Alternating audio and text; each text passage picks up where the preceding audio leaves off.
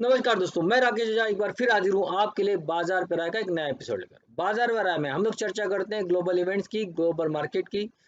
साथ में चर्चा करते हैं क्रूड, डॉलर, सिल्वर, गोल्ड और इन सब का भारतीय बाजार पर क्या असर पड़ने वाला है और मार्केट की चाल आगे कैसी रहेगी इन सब की। लेकिन इसके पहले कि हम आगे बढ़े, एक डिस्क्लेमर देना चाहूंगा कि मैं सेबी रजिस्टर्ड एनालिस्ट नहीं हूं और यहाँ जो भी इंफॉर्मेशन मैं आपके लिए लेकर आया हूँ, जो भी मसाला आपके लिए लेकर आया हूँ, वो एजुकेशनल पर्पज से है और इस बेस पर आप जो भी निर्णय लेते हैं इन्वेस्टमेंट का, तो आप अपने आर्थिक सलाहकार से जरूर चर्चा करें, क्योंकि स्टॉक मार्केट में इन्वेस्टमेंट या ट्रेडिंग करना जोखिम भरा हो सकता है और इस जोखिम के बारे में आपको अपने सलाहकार से, आर्थिक सलाहकार से सलाह लेकर ही आगे बढ़ना चाहिए।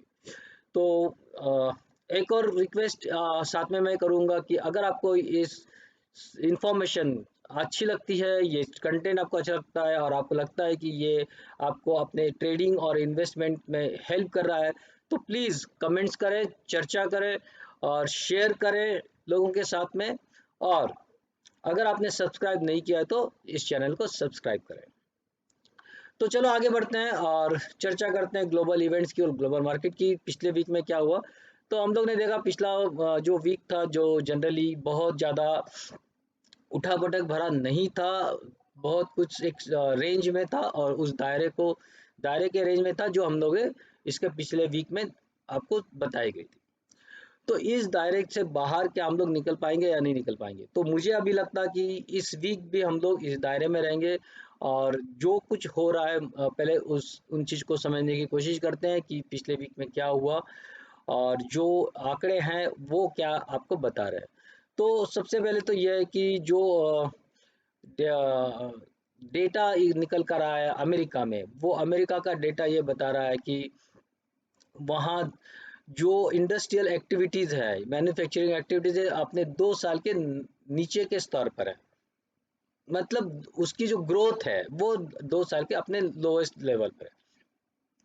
तो वहाँ ग्रोथ हम लोग ने जो देखी, जो पीएमआई जिसको हम लोग बोलते हैं पीएमआई इंडेक्स, जो मतलब मैन्युफैक्चरिंग से रिलेटेड या सर्विस से रिलेटेड वो एक्टिविटीज को चेक करता है।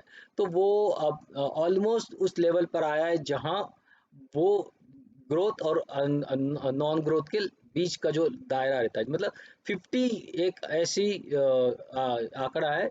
अगर उसके ऊपर है तो बोलते हैं कि ग्रोथ है और उसके नीचे है तो बोलते हैं रिसेशन है। तो ये जो है कि हम अभी जो आंकड़े आए हैं अमेरिका में, वो हम लोग ये देखेंगे कि अब गिरते गिरते वो 50 के आसपास आ पहुंचा है। ओके, हम लोग ने इसको 68-70 तक भी जाते हुए देखा था और अब ये गिरते गिरते 51-52 के आसपास आ गया है। तो काफ़ी एक्टिविटीज़ कम हो गई है और ये एक मतलब भले ग्रोथ साइड में है लेकिन ग्रोथ में कमी आई है। और दूसरी ओर अगर हम लोग उनका एक और डेटा अगर देखते हैं कि जो कंस्ट्रक्शन एक्टिविटीज़ का है, जो एक बहुत क्रूशियल इंडिक्स इंडिकेटर है, ये दिखाता है कि ग्रोथ है क्या। अगर कंस्ट्रक्शन एक्टिविटीज़ में, मतलब होम बाइंग एक्टिविटीज जो है, क्या वहाँ रिकवरी आ रही है कुछ या वो कम हुई, तो हम ये देखेंगे कि वहाँ अब इंटरेस्ट रेट बढ़ने की वजह से लोगों ने घर की जो रिक्वायरमेंट है वो कम होगी, घरों की डिमांड कम हुई है और कंस्ट्रक्शन एक्टिविटीज़ कम हुई है। तो ये सारी चीज़ें ये दिखा रहा है कि अमेरिका में एक रिसेशन आने की जो डर है वो कहीं ना कहीं उस और अमेरिका उस ओर बढ़ रहा है। तो ये हो गया अमेरिका के बाद। अगर इंडिया की बात करें तो इंडिया का डेटा अभी कुछ खास नहीं है। अभी हम लोग का भी डेटा है, जो मैन्युफैक्चरिंग का डेटा हमको भी दिखाता है कि हम लोग अभी भी पीएमआई हमारा 50 के ऊपर चल रहा है, 50 और लेकिन ये घट रहा है, पिछले कुछ दिनों से ये भी घट रहा है। ओके, तो हमारे यहाँ भी एक थोड़ी सी लेकिन हमारा जो डेटा है वो बेसिकली बाकी देशों से बेटर है। हमारी जो गिरावट है वो भी बाकी देशों से सही है। लेकिन क्या अब हम लोग ने जो आउट परफॉर्म किया है मार्केट में, क्योंकि अगर अमेरिकन मार्केट देखें कि एस एन पी 500 जो है, जो एक ब्रॉड बेस्ड इंडिकेटर है, वो उसका जो परफॉर्मेंस है पिछले 6 महीने का, ये पहले 6 महीने का जो परफॉर्मेंस है, अगर हम ये देखेंगे तो पिछले मतलब करीब करीब 50 साल में ये सबसे वर्स्ट है। तो ये एक बड़ी चिंता का विषय है। पर दूसरी तरफ ये है कि हमारे यहाँ जो कुछ अभी चीज़ें हैं वो मार्केट हमारा अभी 10-12% तक ही गिरा हुआ है और हमने बाकी दुनिया के मतलब शेयर मार्केट को आउट परफॉर्म किया है। गिरने में हम लोग बेटर मतलब कम गिरे हैं। लेकिन क्या ये गिरावट यहाँ रहेगी, आगे जाएगी या कैसे रहेगी? तो ये वीक मुझे लगता है, अगर हम लोग इस वीक की बात करें तो अभी भी वीक ये थोड़ा सा इस वीक में भी हम लोग साइडवेज मूवमेंट देख सकते हैं, ज़्यादा उठा पटक नहीं होगी। लेकिन जो लेवल्स हैं, अगर ये वापस से 15,500 को नीचे की ओर तोड़ता है, तो हमको तेजी से और 15,200 और 14,000 के लेवल भी 15,000 के लेवल भी इस वीक अगर हम आते हुए देख सकते हैं। ऊपर की ओर हमारा जो लेवल है वो करीब करीब 15,900 या 16,000, इन दो, ये अपर लिमिट मुझे दिखती है। अगर ये पार कर जाए तो फिर 16,200 और 16,600 ये दो लेवल्स भी आ सकते हैं, लेकिन ये बहुत रेयर केस में होगा। फिलहाल ऐसी कोई उम्मीद मुझे नज़र नहीं आ रही है। हो सकता है ये पूरा वीक एक डिसीजिव वीक होगा और जो तय करेगा कि आगे की दिशा कैसी रहेगी। तो चार्ट हमको इसके बारे में हमको ज़्यादा डिटेल में बताएंगे, तो देखते हैं चार्ट क्या कह रहा है और चार्ट पे आपको मैं समझाने की कोशिश करता हूँ। तो दोस्तों देखते हैं कि चार्ट क्या बता रहे हैं और आगे की चाल क्या हो सकती है। लास्ट वीक में मैंने आपको बताया था कि डाउ की चाल कहाँ तक हो सकती है, और डाउ हमको बहुत स्ट्रॉन्ग नज़र आ रहा था पिछले वीक में। लेकिन मैंने कहा था कि ये अब डाउ की जो भी चाल है वो ख़त्म हो चुकी है ऑलमोस्ट, और ये जो लेवल मैंने दी थी आप देख सकते हैं, इसी लेवल से डाउ नीचे आ गया है ना, एग्जैक्टली उसको टच किया। ये लाइन आप देख सकते हैं मेरे पिछले वीडियो में जाके भी, उसी को टच किया और उसको पकड़ के ही ये नीचे आ गया। तो डाउ को देखना हमारे लिए इसलिए ज़रूरत होता है क्योंकि हम लोग भी बेसिकली अमेरिकन मार्केट को काफ़ी हद तक फॉलो करते हैं। वहाँ क्या होता है उसका असर हमारे मार्केट्स पे होता है। अगर हमको डाउ जोन्स की चाल नहीं समझ में आएगी तो हमारे लिए ये थोड़ा सा मुश्किल होगा। तो अब हम लोग देखते हैं कि नेक्स्ट क्या है। तो देखिए नेक्स्ट जो है वो, अब हम लोग अगर इसके ऊपर ट्रेड करना शुरू करते हैं, मतलब डाउ अगर कल की जो क्लोजिंग है उसके ऊपर ट्रेड करना शुरू करता है, तो हम लोग वापस से उसी लेवल को वापस से हम लोग टेस्ट करते नजर आएंगे, जो हम लोग ने लास्ट वीक में मैंने आपको दिया था, यही लेवल। तो यहाँ से लेके ये यहाँ तक अब जा सकता है। ओके, और ये यहाँ पहुँच के ये वापस से फिर अपनी चाल में, तो ये एक लेवल हो सकती है। ये दो लेवल जो मैंने आपको दी है दोनों भी, उन दोनों लेवल्स में आपको ये यहाँ तक ये एक रेंज बना के काम कर सकता है। ओके, ये मुश्किल है लेकिन फिर भी, क्योंकि न्यूज़ बेस है, न्यूज़ अचानक से क्या आती है पता नहीं है, और जो न्यूज़ का असर हमको तभी मालूम पड़ता है जब वो आ जाती है। लेकिन हमको तैयार होना चाहिए दोनों साइड के लिए। तो ये यहाँ जाएगा और नीचे की ओर, सिंपल चीज़, अगर ये 30,000 के नीचे चलना चालू करता है तो वापस यही 29,600 का लेवल आते हुए हमको दिखाई देगा। तो इन लेवल्स पे इसलिए ध्यान रखना कि हम लोग भी इसी को फॉलो करते आपको नजर आएंगे। ओके, अब बात करते हैं नैस्डैक की। और नैस्डैक का भी मैंने आपको जो लेवल दिया था वो बेसिकली वो वहाँ तक उसके जस्ट थोड़े से ऊपर पहुँचा और फिर वहाँ से प्राइस नीचे आ गई, है ना। तो ये जो प्राइस है और नीचे रहा, और ऑलमोस्ट पूरे वीक में ये नीचे रहा। केवल आखिरी दिन में हमने कुछ रिकवरी यहाँ आते हुए देखी। लेकिन ये रिकवरी जो थी वो बेसिकली एक रिएक्शन था, ये डाउ में बोलो या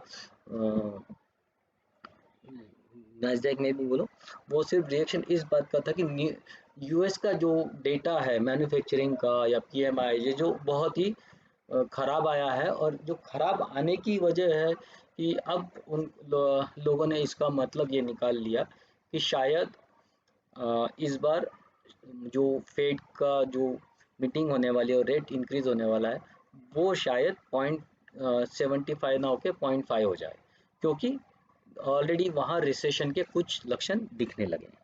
तो इस वजह से ये एक बढ़त हमको आते हुए दिखाई, लेकिन ये बढ़त जो है वो बहुत ही मामूली है और ये टिकने वाली नहीं है। तो आना तो फाइनली इसको नीचे ही है। तो जैसे ये अगर इसके नीचे आना चालू करता है तो हमको इस पे ध्यान रखना पड़ेगा। जैसे ये नीचे आना शुरू करेगा हमारा ये इसका भी जो रेंज है वो 11,000 कि आसपास दिखेगा, और ये अगर 11,000 इस बार टूटता है तो फिर हम लोग को वहाँ एक बड़ी गिरावट और आते हुए दिख सकती है। ओके, तो नस्डैक पे हमको ध्यान रखना पड़ेगा। यूके के मार्केट ऑलमोस्ट साइडवेज थे, वीकली बेसिस पे अगर हम लोग देखेंगे तो ज़्यादा कोई उसमें बढ़त वहाँ दिखाई दी नहीं है। ओके, तो ये था एक्चुअली एक्चुअली साइडवेज बोलेगा तो शुरू में तो ये गिरते हुए नज़र आया हमको, वहाँ से हायर साइड से तो गिरते हैं, और लेकिन आखिरी में ये थोड़ा साइडवेज हो गया है। फिर डैक्स में भी हम लोग ने देखा कि डैक्स भी निगेटिव बना हुआ है, अपने लोअर रेंज पे ही ये बंद हुआ है, तो इसमें कोई सुधार अभी नज़र नहीं आ रहा। तो यूरोपियन मार्केट्स हम लोग अगर देखेंगे तो ये अब अपने डाउन ट्रेंड में कंटिन्यूस ट्रेड कर रहे हैं। ओके, अब देखते हैं निकाई, जो कि लास्ट वीक में हमको बता रहा था कि काफ़ी अच्छी एक बढ़त मिली है, लेकिन उस बढ़त को इसने पूरा इस वीक में गंवा दिया है, और ये फिर से काफ़ी नीचे आ गया है। हांगकांग साइडवेज है थोड़ा सा, अगर हम लोग देखेंगे तो एक जो बढ़त थी ये इस वीक में ये बढ़त हम इसने थोड़ा सा कम की है। और शंघाई चाइना का मार्केट थोड़ा सा इस बार भी हमको बढ़ते हुए दिखाई दिया, लेकिन मोस्टली ऐसी ये जो बढ़त है ये कोई खास नहीं है, मामूली है। तो अगर हम लोग देखेंगे तो इसको समराइज करेंगे तो चाइना साइडवेज मार्केट में रहा थोड़ा सा, जापानीज मार्केट वापस नीचे गिरते दिखे, यूरोपियन मार्केट नीचे आते हुए दिखे, और अमेरिकन मार्केट में भी नीचे गए, और हम तो नीचे आ ही गए, लेकिन हमारी गिरावट उस कंपेयर में हम लोग ने लास्ट दिन में काफ़ी रिकवर किया, तो हम लोग देख सकते हैं कि हम लोग का जो गिरावट है वो थोड़ी कम थी कंपेयर टू ग्लोबल मार्केट। अब हम लोग इसको समराइज ये करेंगे तो ये दिखता है कि मार्केट का ट्रेंड जो है वो सेंटिमेंट्स है अभी भी नेगेटिव बने हैं, और वहाँ कोई अभी बढ़त हमको दिखती नहीं। अब चलते हैं डॉलर को, डॉलर इंडेक्स ये जो है इसलिए इम्पोर्टेंट है। आप अगर देख सकते हैं तो मैंने आपको टारगेट दिया था लास्ट वीक, 2 वीक से मैं बोल रहा हूँ कि डॉलर बहुत जल्द 79 को टच करेगा, और इस वीक में हम लोग ने 79 को पार करते हुए देखा, और ये थोड़ा साइडवेज रह के अब ये इसका रेंज रहेगा, और इसके ऊपर जब भी चलेगा, लेकिन हम लोग वी आर हेडिंग टुवर्ड्स 80, ये आप ये ध्यान रखिए, 79 75 और 80, ये हमारे 80 20 ये दो अभी टारगेट्स हैं, वो मुझे आते हुए नजर आएंगे, लेकिन ऐसा नहीं कि बहुत झट से आ जाएंगे, ये थोड़े धीरे धीरे आपको यहाँ हम आते हुए दिखाई देंगे। तो ये हमारे इकोनॉमी के लिए काफ़ी मतलब निगेटिव है, और इसीलिए हमको इस पर ध्यान रखना चाहिए। डेफिनेटली डॉलर ऊपर जाएगा तो हमारे मार्केट के लिए अच्छी बात नहीं है, और ये इससे मार्केट में हमको गिरावट आती दिख सकती है। अब हम लोग देखते हैं क्रूड को। क्रूड आप देख सकते हैं कि लास्ट वीक में मैंने जो टारगेट दिया था ऑलमोस्ट टारगेट अचीव हो गए, और वहाँ से नीचे आए, तो जो लेवल्स हैं हमारे, है ना, वो लेवल्स परफेक्टली उस लेवल्स में ट्रेड करते हुए हमको दिख रहा है। और अब हमको क्या करना है, अब इस वीक में हमको इसके ऊपर बाय में रहना है, और इस टारगेट के लिए ओके वापस से यही टारगेट हम लोग अभी तो बेसिकली जो आपको मैं बता दूं कि जो क्रूड है, जो जो लोग क्रूड को फॉलो कर रहे हैं, अगर आप में से कोई क्रूड को फॉलो करता है तो आप याद रखें कि अब ये जो रेंज है वो अगर मैं डॉलर फॉर्मेट में बोलूं तो ब्रेंट जो है वो 110 और 120 के रेंज में मोस्टली हमको घूमते दिखाई देगा। ये नीचे आने के चांसेस अब बहुत कम है। ओके, बहुत, क्योंकि डिमांड बहुत ज़्यादा है और सप्लाई बहुत कम। ओके, तो ये देखिए कि जिस दिन ये 120 पार करने लगेगा आपको वापस इसमें बुलिश हो जाना है, और अदरवाइज आप इस रेंज में ही ट्रेड आप इसको कर सकते हो। तो इसके नीचे आप सेल करेंगे, फिर आपका टारगेट होगा ये और ये। ओके, तो ये हमारा यहाँ से यहाँ पहला टारगेट, सॉरी, इसके लिए अगर आप शॉर्ट करेंगे, इसके नीचे शॉर्ट करेंगे तो छोटा एक टारगेट यहाँ आ सकता है। ओके, और दूसरा एक टारगेट नीचे वाला आपका ये रह सकता है। तो ये ये जो रेंज है, अब इस रेंज में आप ट्रेड करेंगे 8,000 और 9,000, ये 1,000 की जो रेंज है प्रोबेबली आप इसमें ट्रेड करते दिखेंगे आप तो। 86 और 84, ये जो 8600 और 8400 के बीच में एक नो ट्रेड जोन में इसको बता रहा हूँ। और लेकिन ये स्टार्टिंग में ऊपर से आते हुए वापस ये आपके लिए ये लेवल्स आपको यहाँ सपोर्ट आते हुए दिख सकता है, या यहाँ गिरने बाद ये रजिस्टर आते हुए दिख सकता है। तो आप इन लेवल्स पे ध्यान रखिए और इन लेवल्स पे कैसे रिएक्ट करता है आप अकॉर्डिंगली ट्रेड कीजिए। गोल्ड यहाँ हमने देखा है, लास्ट वीक भी मैंने कहा था कि गोल्ड की अब गिरावट मुझे कम ख़त्म होते दिख रही है, और ये यहाँ लास्ट वीक में हम लोग ने एक बहुत अच्छी मूव आते देखी। ओके, और ये जो मूव बनी है 2 दिन से बहुत बढ़िया मूव बनी है। ये एक मूव बनने की एक बड़ी वजह ये है कि गवर्नमेंट ने जो टैक्स लगाया है वो टैक्स का ये असर है कि ये प्राइस गिर रही है। अदरवाइज अगर हम लोग वर्ल्ड मार्केट में देखेंगे तो प्राइस अभी स्टेबल है, और ये स्टेबिलिटी आपको यहाँ भी नज़र आएगी। अब ये जो रेंज है, लास्ट वीक में मैंने आपको ये रेंज दिया था एक्चुअली 51,000, ये वाला 51,900 का, और वो हमारा अचीव हो गया। अब उसके ऊपर हमको वापस से बाय रहना है 52,600 के लिए।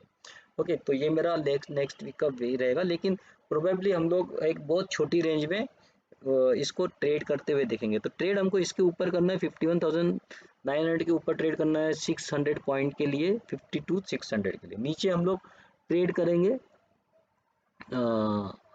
अगर नीचे आते तो 51,500 के नीचे शॉर्ट करेंगे, और टारगेट होगा 51,000। तो अभी बहुत कोई रेंज बड़ी नहीं रही, वो इसी रेंज में हम गोल्ड को मूव होते हुए दिखाई देंगे। सिल्वर, लेकिन सिल्वर ये बहुत ज़ोर से टूटा है, और ये टूटने का एक वजह ये भी है, अगर हम लोग देखते हैं तो ये टूटने की वजह ये है क्योंकि जो मार्केट में मंदी है ना, तो जो मार्केट में मंदी है उस या अपेक्षित है, जो अमेरिकन मार्केट्स या यूरोपियन मार्केट्स में जो मंदी की बात चल रही है, तो मंदी का मतलब होता है मैन्युफैक्चरिंग एक्टिविटीज़ का कमज़ोर होना, और उस मैन्युफैक्चरिंग एक्टिविटीज़ अगर कमज़ोर पड़ती है तो ये जो सिल्वर है it is considered as industrial product, basically industrial raw material for many industries, ये इंक्लूडिंग सेमी कंडक्टर। तो उनकी जो रिक्वायरमेंट है वो कम हो सकती है, डिमांड कम हो सकती है, और इसीलिए चांदी गिर रही है। इन सब का असर अब निफ्टी पे क्या होगा वो हम लोग देख लेते हैं। निफ्टी, जैसे कि मैंने कहा था आपको लास्ट वीक में भी ना, जो मैंने आपको टारगेट दिए थे यहाँ के, ये तो अभी मैंने इस वीक के मार्क किए, ये वाला मैंने आपको टारगेट दिया था कि इसके नीचे यहीं से स्टॉक ये आपका निफ्टी का जो हाईएस्ट रेंज है वो ये हो सकता है 15,900, या फिर मैक्स मैक्स 16,189। लेकिन ये इस बार वो जो मेरा पहला जो टारगेट था वहीं से मार्केट जो घूमा, और वो फिर पूरा नीचे आया, और हमारा जो नीचे वाले सब टारगेट थे वो भी सब बचे हुए। अब इस वीक के लिए जो है हम लोग यहाँ से बाय करेंगे 15,800 के ऊपर बाय करेंगे, सॉरी 15,800 के ऊपर बाय करेंगे, टारगेट 15,900, वो शायद मेरा मुझे लगता है कि इमीजिएट ही आ जाएंगे। और वहाँ देखेंगे अगर हमको लगता है कि प्राइस 15,900 के ऊपर ट्रेड करना शुरू करती है तो नेक्स्ट टारगेट होगा 16,000, और 16,000 के बाद 16,200। लेकिन ये टारगेट आने के चांसेस कम है। ओके, तो जहां आपको ये प्राइस यहाँ से नीचे की ओर जाते हुए दिखती है, सिंपल है, देखो जो कोई भी जो लेवल है जो मैंने दी हुई है, प्राइस अगर उसके ऊपर 15 मिनट आधा घंटा रुकती है तो ही उसके ऊपर हमको बाई के लिए ट्रेड करना है, लेकिन अगर नहीं रुकती है, नीचे आने लगती है, तो आप वहीं से सेल करना शुरू कीजिए।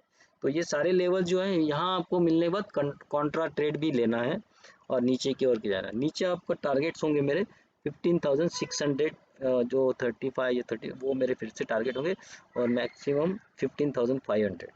ये जो टारगेट्स है, ये जो रेंज है, इस रेंज में ही आपको निफ्टी आपको ट्रेड करते नजर आएगा।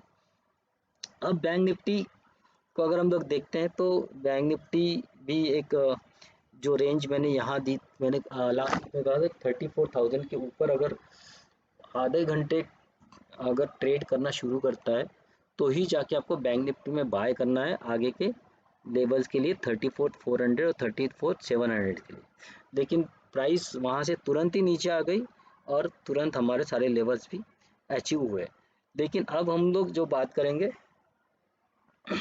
अगले वीक की, तो अगले वीक में हमको क्या करना है, हम लोग 33,800 या 750 के ऊपर बाय करेंगे।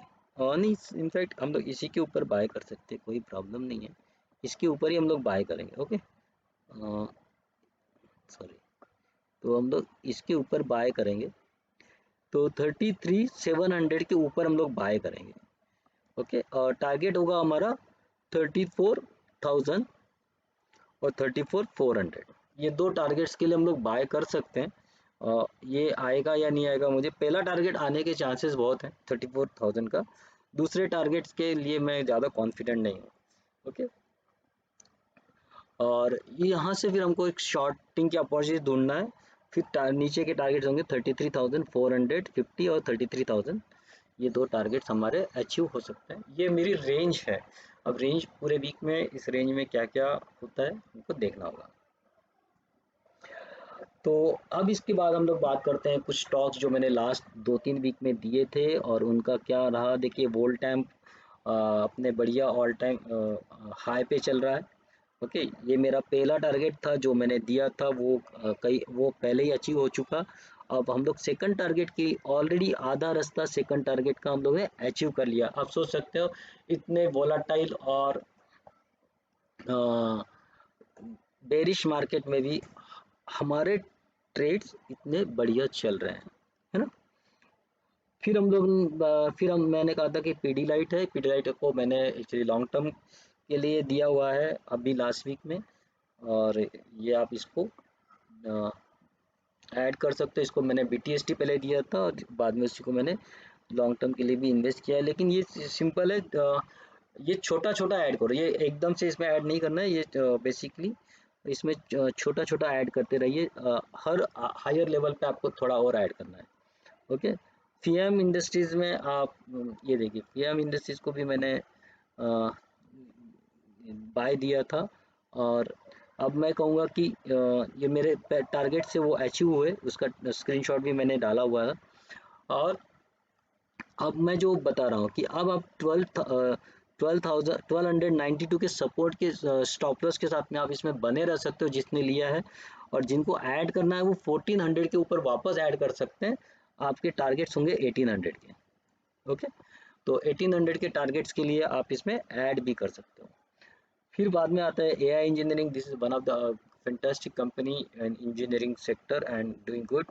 और गिरे हुए मार्केट में भी आप ये देखेंगे, पिछले मार्च से जब मार्केट गिर रहा है, ये मार्च से ऊपर ऊपर जा रहा है, इसलिए इसमें ऐड करना है।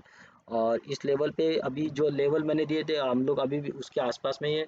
और ये लॉन्ग टर्म इन्वेस्टमेंट के लिए तो आप इसमें यहाँ से ऐड कर सकते हैं। अभी भी जिन्होंने नहीं खरीदा वो 2597 और 2969 इन टारगेट्स के लिए अभी भी इसमें एंट्री कर सकते हैं। Dalmia Bharat, this is again one of the fantastic company now trading at long term support. बहुत लंबे समय के सपोर्ट के बाद में आप इसको देख सकते हैं कि ये ट्रेड कर रहा है।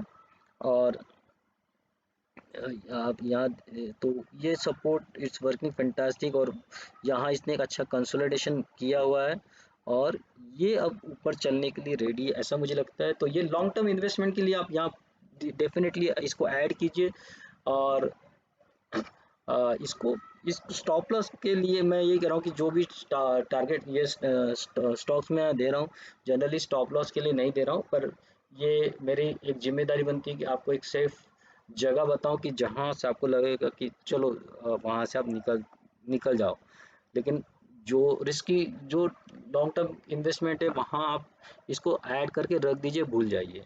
तो ये जो ट्रेड है, ये जो डालमिया भारत सीमेंट वाली कंपनी है जिसमें आपको 1308 पे मैंने बाय दिया है और अभी हम लोग उसके आसपास में दिए। टारगेट्स मेरे काफ़ी बड़े हैं, 1400, 1415, 1440, 1522, 1638। ये मेरे बहुत शॉर्ट व्यू के टारगेट्स हैं, लेकिन लंबे जो टारगेट हैं वो 2200 तक के हो सकते हैं। तो ये इसमें आप बंदा ऐड कर सकते हैं। स्टॉप लॉस मैंने दिया है आपको मेरी ओर से 1233। आप इसमें नीचे भी ऐड करते जाए। फिर बात करते हैं एक और स्टॉक मैंने दिया था महिंद्रा एंड महिंद्रा, और आप इसमें भी ऐड कर सकते हैं। अभी भी हमारे मेरे जो बाइंग प्राइस है उससे बहुत ज़्यादा नहीं है लॉन्ग टर्म इन्वेस्टमेंट के लिए। आप इसमें आप यहाँ से इन्वेस्टिंग शुरू कर सकते हैं। ओके, इसको मैंने एक्चुअली बहुत पहले भी दिया हुआ था और वहाँ से हम लोग काफ़ी ऊपर आ गए हैं। लेकिन अभी भी ये एक अच्छी बेट है और इसमें आप अभी भी ऐड कर सकते हैं। अब इस बार मैं आपके लिए लेकर आया हूँ 5 ऐसे स्टॉक्स जो इन्वेस्टमेंट पर्पज से दे रहा हूँ, ना कि ट्रेडिंग पर्पज से। तो लॉन्ग टर्म व्यू रखिए, छोटा छोटा इन्वेस्ट कीजिए और लॉन्ग टर्म के लिए रखिए। ओके, तो पहला स्टॉक होगा मेरा 3M India. This is my first stock, 3M India. Okay, this is one of the best company in this field. This is a basically consumption based company. Lot of products ये वो बनाती है जो हमारे daily use में use होते हैं, और एक अच्छा खासा इसने head and shoulder, reverse head and shoulder pattern भी बनाया है, और यहाँ से ये चलने के लिए रेडी है। ओके, तो 21,900 पे एंट्री करेंगे। टारगेट होगा 26,900, 31,000। ये दो टारगेट है, काफ़ी बड़े टारगेट्स हैं। 30 ऑलमोस्ट 30% की अपसाइड के लिए मैं आपको दे रहा हूँ। ओके, और टारगेट स्टॉप लॉस होगा मेरा 19,447। Okay, I bought India. ये मेरा एक और स्टॉक है। ये थोड़े दो स्टॉक्स हैं जो थोड़े महंगे हैं, लेकिन उन लोगों के लिए जो महंगी चीज़ अफोर्ड कर सकते हैं वो डेफिनेटली इसमें एंट्री कर सकते हैं। ओके, तो ये मैं आपको देना चाहूँगा इधर।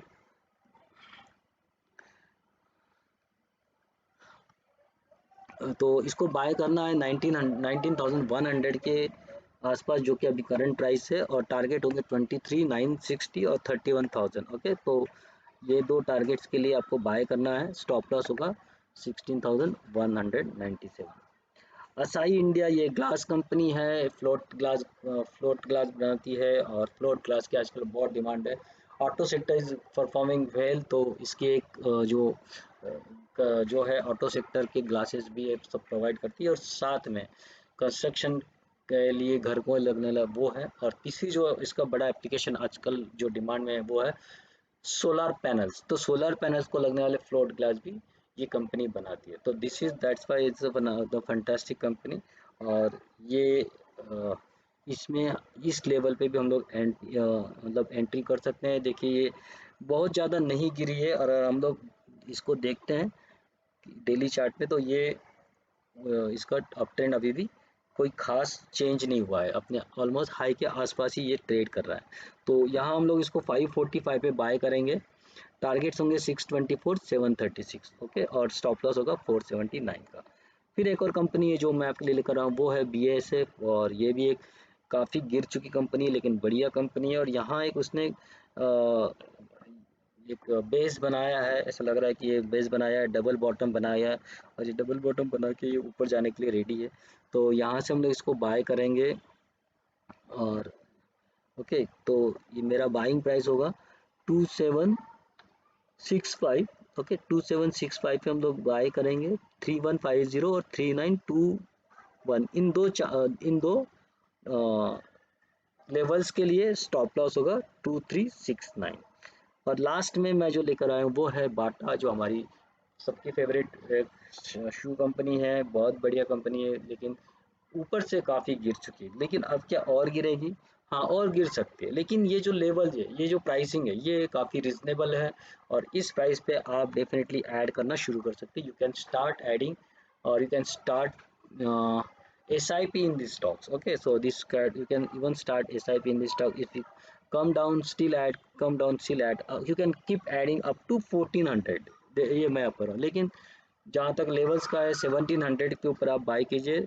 1900 और 2200, ये दो स्टॉक, ये दो मेरे बेसिकली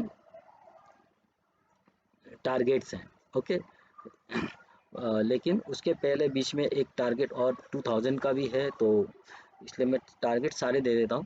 तो एक 2000 का एक टारगेट है, और एक 2200 का टारगेट है, और इसके बाद भी ये और भी ऊपर जा सकता है। ठीक है, हाँ। तो ये है कि आप इसमें आप इस लेवल पे ऐड कर सकते हो। ओके, या ऐड कर सकते हैं, नीचे आता और ऐड कीजिए, 1400 तक आप ऐड कर सकते हैं। तो स्टॉप लॉस में इसका फिलहाल क्या मैंने दिया है 1600, उन लोगों के लिए जो ज़्यादा रिस्क नहीं लेना चाहते, तो 1600 का स्टॉप लॉस रखिए। लेकिन जो थोड़ा सा लॉन्ग टर्म व्यू रखते हैं, और जिनको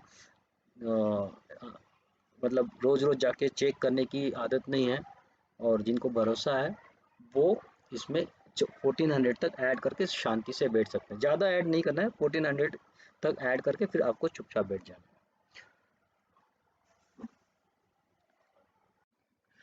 तो दोस्तों ये था इस वीक का बाजार पे राय, और मुझे उम्मीद है कि आपको ये पसंद आया होगा। और जो स्टॉक्स मैं आपके लिए लेकर आया हूँ, ये आप उन पे ध्यान दीजिए। ये इन्वेस्टमेंट स्टार्ट करने का टाइम है, इन्वेस्टमेंट पूरी तरह से करने का टाइम नहीं है। धीरे धीरे आप इन स्टॉक्स में आप एडिशन शुरू कर सकते हो, और थोड़ी थोड़ी मतलब चुनिंदा स्टॉक्स हैं जिनमें आप अपना इन्वेस्टमेंट शुरू कर सकते हो। तो उन पे ध्यान दीजिए। और वापस कहना चाहूँगा कि मैं सेबी रजिस्टर्ड एनालिस्ट नहीं हूँ। जो भी कुछ मैंने यहाँ बताया मेरा अपना पर्सनल मतलब जो नॉलेज है उस बेस पे मैं बता रहा हूँ। और आपसे निवेदन करूँगा कि कोई भी मतलब डिसीजन लेने से पहले अपने आर्थिक सलाहकार से ज़रूर बात करें। तो धन्यवाद दोस्तों, नमस्कार, जय हिंद। फिर मिलेंगे अगले हफ्ते बाजार पर आके एक नए एपिसोड के साथ। Thank you.